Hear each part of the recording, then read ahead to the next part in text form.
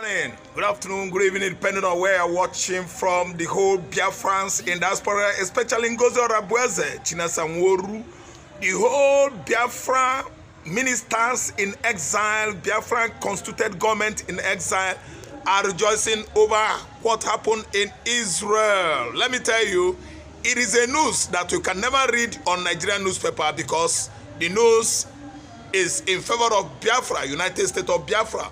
We talked earlier last week about discussion of Nigeria, handling issue of Biafra and the illegal detention of Mazen Nnamdi Kanu. As Israel was debating it in their House of Parliament, Kenneth said, many people doubted it, many people warned me, I should be sure of what I'm saying. Let me tell you, the news about Biafran progress and breakthrough is never discussed in Nigerian media space. Why? Nigeria is anti-United States of Biafra. But let me tell you, rejoice, you Igbo man. Rejoice, you Biafran faithfuls. Rejoice, you DOS, you Biafran nation. Every Igbo man in diaspora, because why? Israel conducts a parliament, Kenneth said yesterday, and it was 70 that supports Biafra referendum. The remaining 30 supported Nigeria. It is 70-30. The margin is too long. Rejoice, all ye black Jews, for your prince, United States of Africa, Biafra is about to erupt. Look at you Igbo man in diaspora looking towards having Biafra this time around.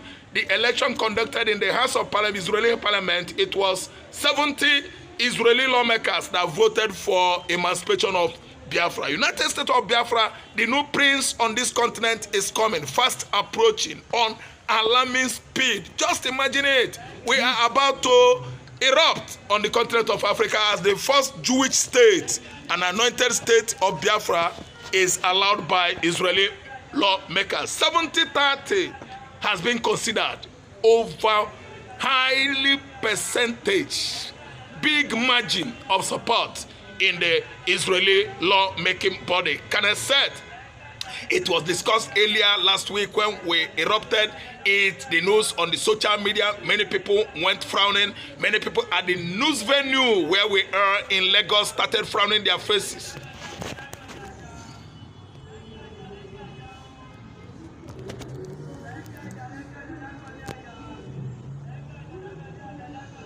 Frowning their faces at us.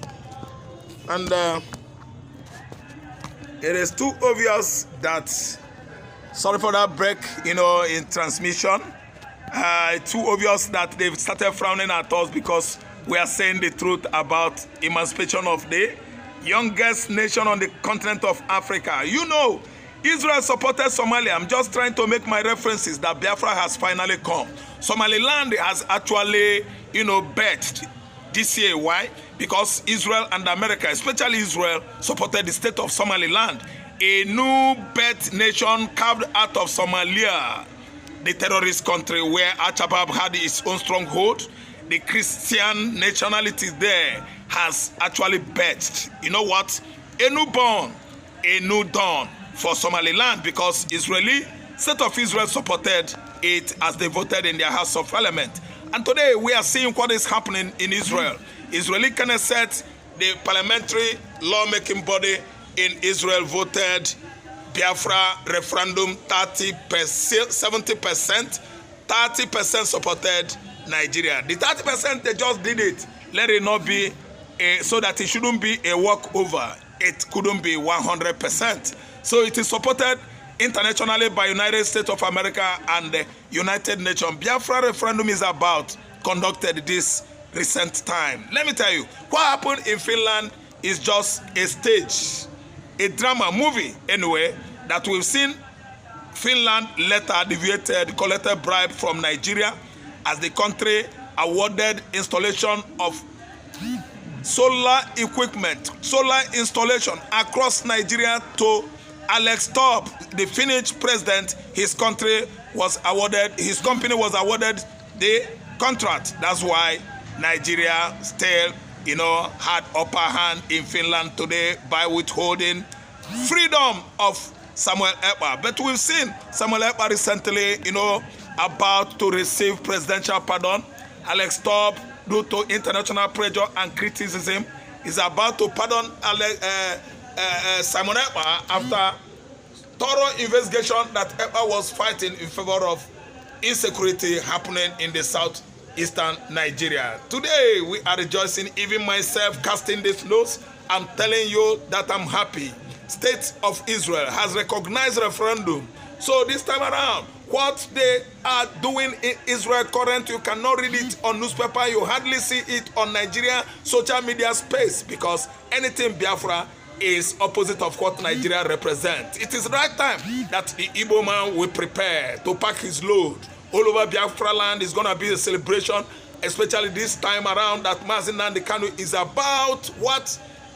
Coming out from Sokoto Correctional Prison, and nobody is going to stop him. The referendum. Israel voted 70% in support of Biafran referendum. Go anywhere on the social media space, say it that I told you. Biafra is about emerging from Nigeria is a good news casted by me. Go to your social media, take time, you know, give it time. Study what is going on YouTube, Opera Mini, and the rest of media platform. You know, read clear, be very, very patient to read, to at least, you know, do your research so that you will be getting the facts. I mean, all my critics, people that are saying, Ralph, are you saying the truth? Are you sure this is happening? I said, take enough time to read what is going on social media. It is all about resilience and perseverance. If you stay put, sit down carefully, be patient, you are going to be getting the fact. Israel has voted 70% in support of emergence of the first black Jewish state on the continent of Africa. I am proud of being a Jew. Black Jew is the one. I'm telling you, the Knesset spokesperson with the kind of cap, Jewish cap, that they put on normally by the rabbi, debated it and debated on it last week, and we throw it on social media, everybody frowning faces at us because they know that the emergence of Biafra is the reduction of Nigerian nation to zero. Nigeria is going to zero level very soon as Biafra has been, you know, voted in the Knesset parliamentary lawmaking body of Israel. We are rejoicing, including myself. As at the time I'm casting this news, my spirit is on the high level. Why? Of jubilation. I am very happy that the Igbo man is going to breathe a breath of peace by the power and the strength of Chukwu Okike Abiyama, the God that created heavens and earth, that is God of Abraham. He has finally given the Igbos the freedom they needed this time around. Knesset parliamentary body has voted 70% in support of emancipation of Biafra. One of the Israeli foreign policies, you know, implemented this year. That was when they began to discuss about marginalization and oppression of the Christians in the Nigerian geographical space. All the terrorist body and the platform in the north are coming down towards southern Nigeria to annihilate, to bring down the Igbo nation in the southeastern Nigeria. That's a small tribe or a big tribe, anyway, biggest tribe on the continent of Africa, settling on the lower part of River Niger. We are the Igbos. And you can see the game, the actual game of Igbo emancipation has begun. Knesset is the name given to Israeli law-making body, and they have voted 70% to make sure that Biafra erupts. A new volcanic, you know, let me say referendum eruption that is coming to African continent is what has just taken place in the Middle East Europe. State of Israel has agreed to support referendum of Biafra.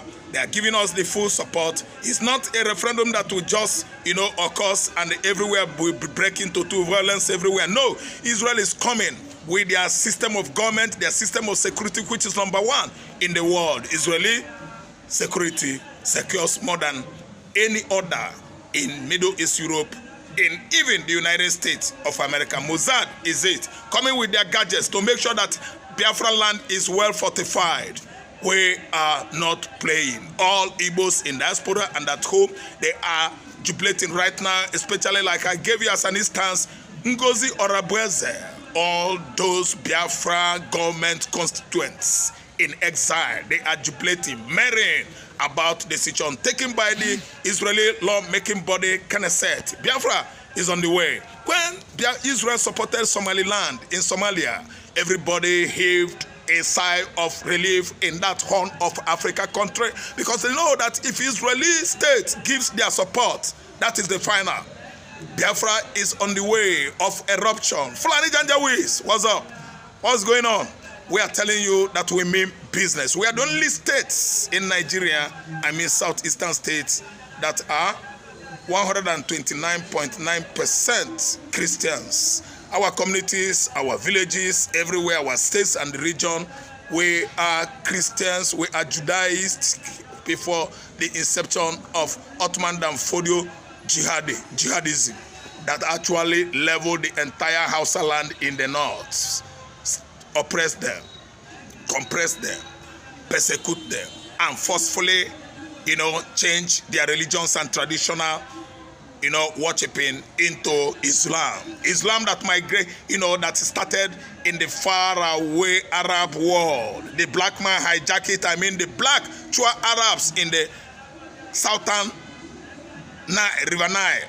They hijack it and turn it into war. And that is what is ravaging the entire geography of Nigeria today. They are advancing from northern Nigeria down to southern Nigeria to make sure that they bring the Igbos down. That is what is on course right now. And they have actually been prevailing from the axis of Ebonyi and Enugu. And we are going to say no. When we say no and we work so resiliently, standing on our point, I think Chukwuka Biama is going to fight with us. I have not seen any reason anybody should be right now, evangelizing for Islam in a region where Judaism has been, for over 2,500 years ago. Eri and his kinsmen from Egypt during the time of Exodus left Egypt and walked down, the southern River Nile, down to Sudan. From by the right or left, they cornered to Congo. From there to Equatorial Guinea, Gabon, Cameroon, and exuded into the lower part of Niger. Though it's my side so right from some cycle, some area might reject this historical rendition. But I'm sure of what I'm saying, that Eri and his kinsmen left many years ago. They could not even exuded Egypt with their leader, Moses. Igbo man is so resilient. Igbo man is too controversial because he want to know. He want to know. I want to know. Everybody want to know. Igbo man wants to know. That's why they don't like us. We are so resilient, asking questions. You cannot just corner me, bend my head to do what I don't want to do without expressing to me why I should do it. That's why they hate us. We are so resilient. Emancipation of Biafra is here. Biafra is fast coming. You see, it's fast approaching, and nobody is going to stop Biafra emergence. It is an agitation that has taken over the entire country for how many years now? It is ongoing, and I can tell you, we are succeeding. Mazen Nanikanu is going to come out, and when he comes out, everybody will be celebrating in Igbo land. Emergence of Biafra, that is what is on course currently. Federal Republic of Biafra is here. I have to stop my analysis until when I come back again in the evening time. I think we're going to discuss another political issues, current affairs, or analysis in Nigeria. Thank you so much for listening. Thank you. I still remain Ralph Tresvant. Like my YouTube channel, subscribe from me. Then again, I would like you to share among your WhatsApp groups. Thank you so much. Okay, as I'm talking to you right now, the Fulanis have reported themselves to Donald Trump and to the US Congress. And a lot of people are saying, just like the way Gumi and Bashir are attacking Alex Babi, the man that has been, doing a lot for the people of the North. And right now, the US Congress are not happy as regards what is currently happening in northern Nigeria. Do you think Donald Trump, on hearing what is going on in Jos and northern part of Nigeria, do you think the division of Nigeria is imminent? Thank you for having me. I will say that what is happening is very clear. As it stands currently, the Fulanis have mistakenly pushed Nigerian situation to Trump's office. Because don't forget that Alex Babi just tweeted that the likes of Bachi, the likes of Gumi, that he hope now Nigeria can now have peace, that killings will stop. You can see that on your screen very clearly. But I will say that what you see in Nigeria in terms of Fulani SSCs is like it's going to be a blessing in disguise for Nigeria.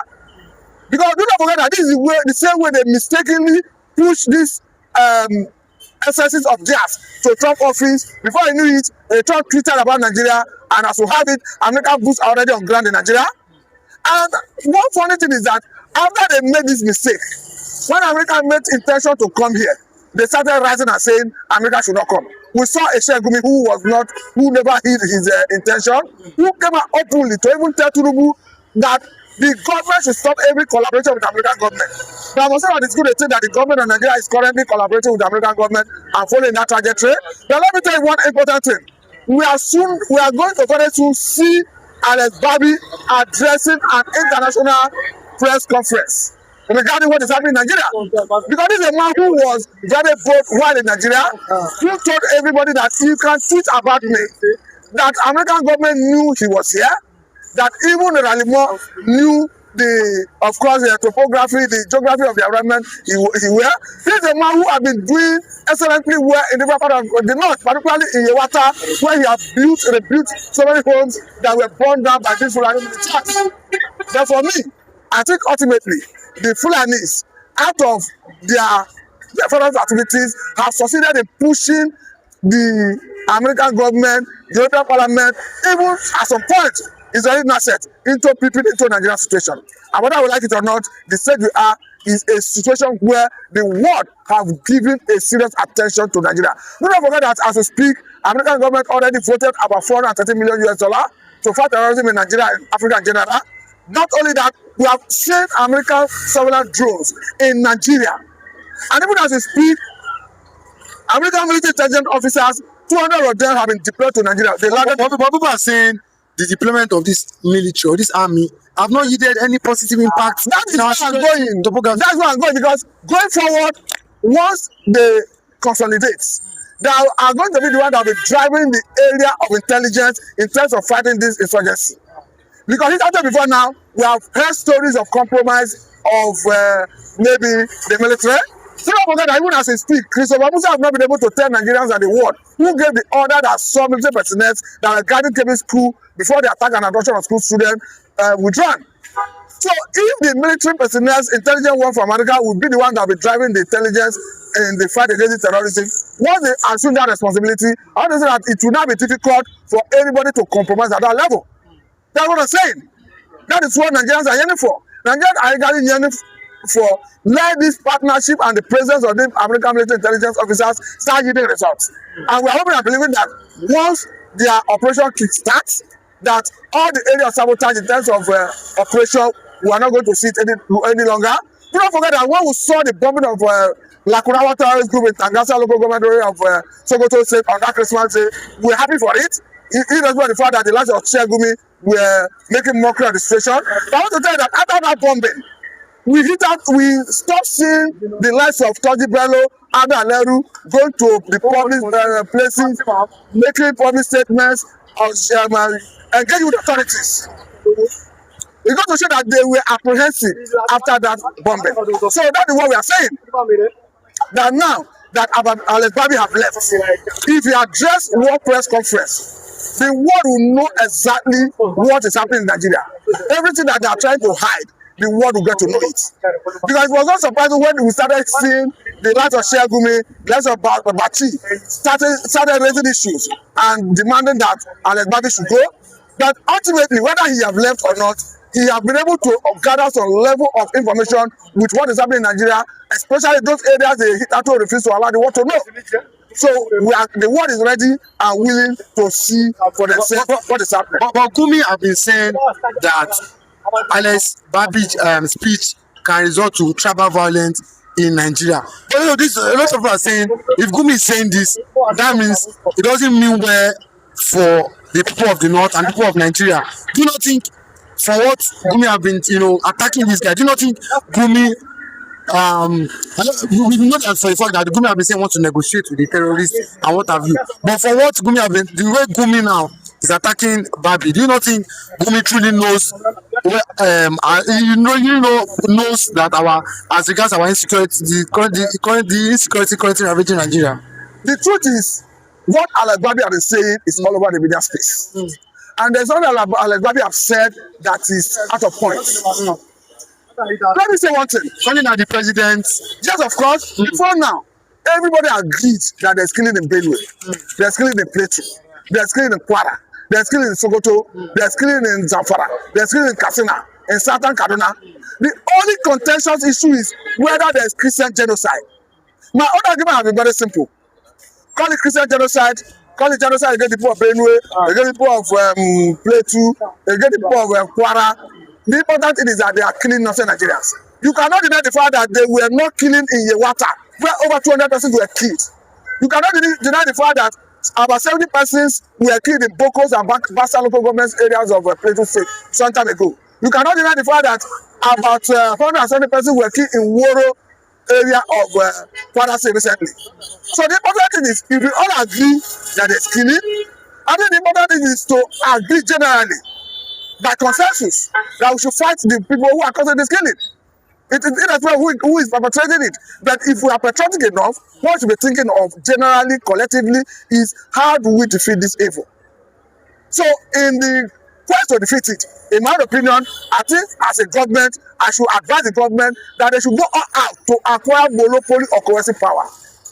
To smoke the terrorists out of the hiding places, so they don't bring them to justice. But we've seen a lot of people accuse APC of knowing as regards the insecurity currently ravaging Nigeria. Do you think from what is happening currently, do you think there will be election?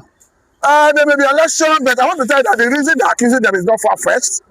Because the lies of Kawu Baraje, we see Canada attack APC. They said, I agree with you, but the reason they're accusing them is not far-fetched. The lies of Kawu Baraje was on media the other time, where he said that they brought in Fulani military from Burkina Faso, Mali, Libya, name it, to remove a Jonathan from office.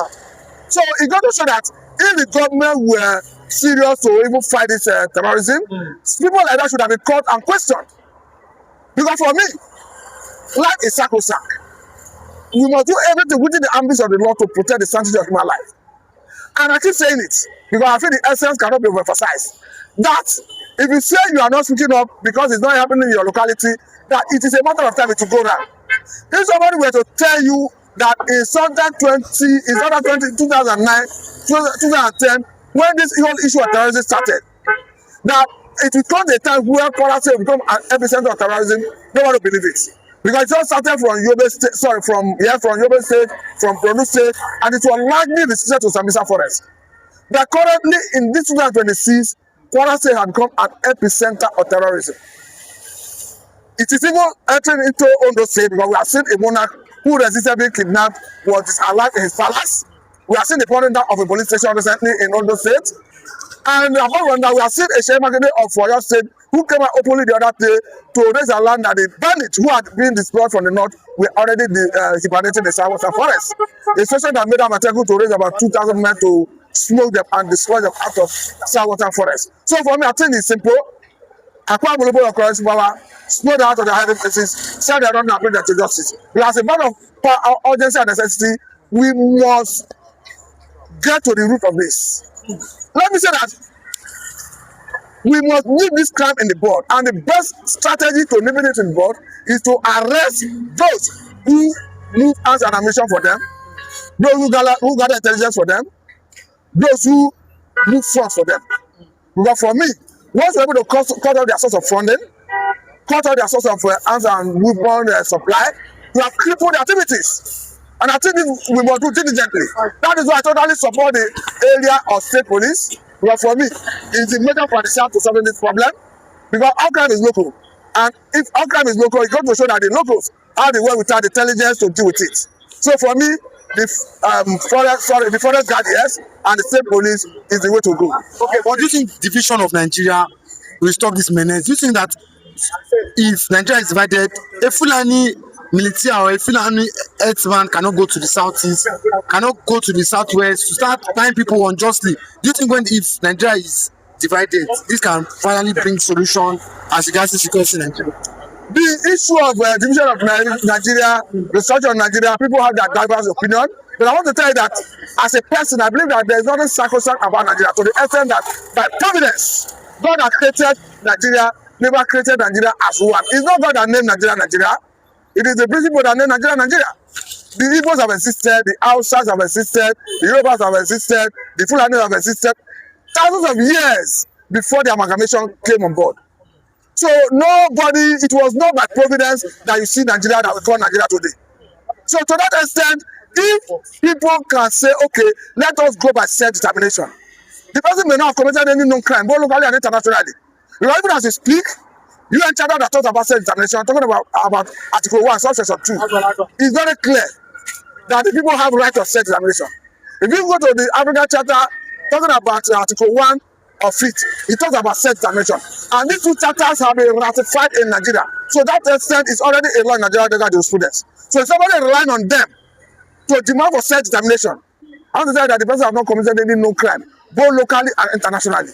I want to say that that doesn't explain the reason in all the charges against him, you will never see any area where they charge him for self-determination. Because obviously the government know that it's a right. You fully notice that at some point, even a court of appeal in Nigeria ruled that Nnamdi Kanu was extraordinary rendition from Kenya to Nigeria. And you know the meaning of rendition, forcefully against his will, taken from Kenya to Nigeria. And that rendered all his prosecution illegal until federal government went to appeal court to quash that process, and they were have to start de novo. Even in Kenya, we have seen a court that ruled that the process of bringing Nnamdi Kanu to Nigeria was still illegal. So self-determination in itself, Nigeria break up, if it's done within the ambit of the law, if done without resorting to wanton destruction of life and property of the people, it's not a bad thing and it's not illegal. Thank you for having me.